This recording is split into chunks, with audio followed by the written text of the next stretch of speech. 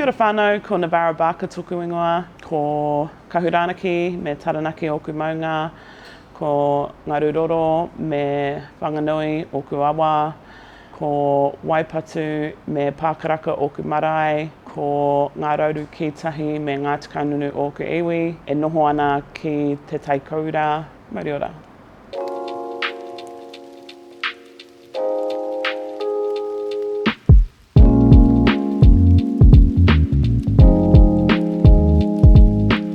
I am the owner of the Native HQ here on the Gold Coast, originally from Hawke's Bay, back in New Zealand. I've lived here for 14 years now, with my husband and 3 children.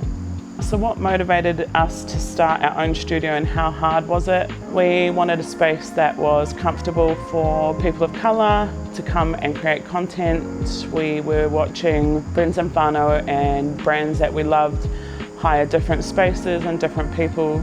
So we thought if we could collate that all into one, we could have a headquarters of our own. That kind of also aligned with the way we interact, eating and, hanging out for copious amounts of time when in the traditional settings that wasn't always possible. How hard was it? It has been quite hard. We started in the beginning of the pandemic. It's taken a lot more work to keep us going, to get started. Why do we think content is important for businesses? I mean, that's just the way of the world. The digital world is where everything is at. With the advancements in social media, pretty much day-to-day, high-quality content, with meaning and purpose is really important. I think telling our stories is so important, and natives are OG storytellers. So yeah, I just think it's important for every aspect of life to help keep traditions alive, create a foundation for your children, sharing all those things that are handed down to us from our elders, our grandparents and our parents. We're also just so talented at it. We've seen massive amounts of creators, capturers, models. Yeah, so I think it's really important. Where do I see us going in the next 5 years? Everywhere, pretty much. We are transitioning a little bit. I just feel like there's nothing we can't do. Stepping more into a storytelling space. So that's exciting. Yeah, the only way is up for us over the next 5 years. We see a lot of businesses don't put marketing in their budgets, which can make finding new clients really difficult. We found that a lot. I guess one thing that I heard is don't rely on your friends and whānau to make you rich. A lot of us get caught up in this, you're not sharing my posts or you're not buying my stuff, but that's why marketing is so important. A marketing budget, a marketing strategy and plan is so important. And again, the quality content. Yeah, your whānau might buy one range of what you're dropping or use your service once or twice, but we can't rely on that. You've got to really get into the education and back end of marketing and how that all works in order for it to be productive. Everyone should have a marketing budget, whether you're starting at $5 with Facebook ads or you're going all out campaign. Definitely invest in that. Invest in quality capturers. If you're going to work with influencer marketing, make sure you know who that person is. Make sure that they align with your values, with your clientele, and that they're not already oversaturated. Yeah, there's definitely a space for influencer marketing, traditional marketing, but yeah, get the education behind it. I definitely think that's important though. So how have we overcome that and what keeps us busy day to day? We're like everybody else, we're a work in progress, we're learning what has worked, what hasn't. Yeah, you've got to be really conscious of what you're doing, how you're doing it, who you're doing it with. Yeah, especially with social media, cancel culture, call out culture is very prevalent, especially in our circles, within our people, it is still right up there. So yeah, we're learning, we haven't been perfect and we have kept ours. Personally for us, we've kept it quite downscaled and haven't done anything too hectic, but we've invested where we think it will benefit us, where it'll be beneficial for others, and yeah, that's pretty much what our strategy's been. Just try everything and figure it out from there. What keeps us busy from day to day? Mostly to this point it's been photography and workshops. We've had a few other things. Our music studio, yeah, that's been as productive as we could have hoped so far. I would like to take that further, especially with us starting Blaze Radio feel like that will broaden our market, who we bring in and work with, and also just bring up, great conversation again, great music, some good laughs, and continue promoting poly businesses, sports people, music, as well as grouping in our Indigenous brothers and sisters as well, a lot more going forward. That's definitely a goal of ours as well. So photography and workshops at the moment are keeping us busy, but that'll all change. So keep an eye on that. So being Maori, how does it make you feel working with other Maori businesses, and how do you get inspired?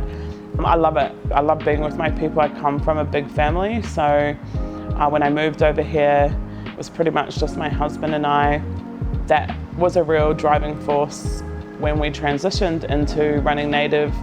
I just wanted to be around my people, and not necessarily the ones I knew, but those that were making moves, those that were doing things that weren't traditional, that had hopes and dreams. Amount of social media that we are exposed to, we were seeing so many people, makeup artists, musos, poets, fashion designers, it wasn't just NRL players or All Blacks. It was like, man, there was such a plethora of people in colour, and Māori in particular, that I was following that were doing awesome things. So we really wanted to hone in on that, be around that, promote that, support that. So we went hard and did that.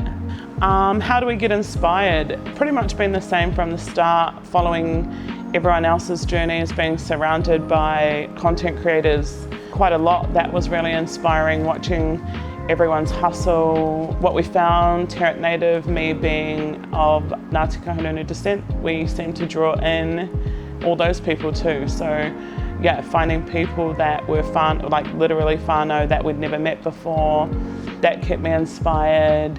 Kind of bump into different people and then they start telling you a story. So it's that same, we're storytellers, and sharing that brings us together. But I'm always inspired by the fact that it's time for us to not be the monkeys in the circus, we need to be the ringleaders in the circus, and we deserve that. And everywhere you look now, melanin's heavy across the board, and people of colour are so fascinating, and we really deserve to rise to the top. So that's what keeps me inspired. My husband and children as well, they've put a lot into this with me. So that's what keeps me inspired. Just being around people of colour that are talented, but also welcoming everybody, I'm so proud of my Pākehā whakapapa as well, with my pop, but I just know I've had quite a privileged life, I guess, in terms of that. So I wanted to make sure that this was always going to be a safe space for Natives, Indigenous, Polys and Māoris alike. So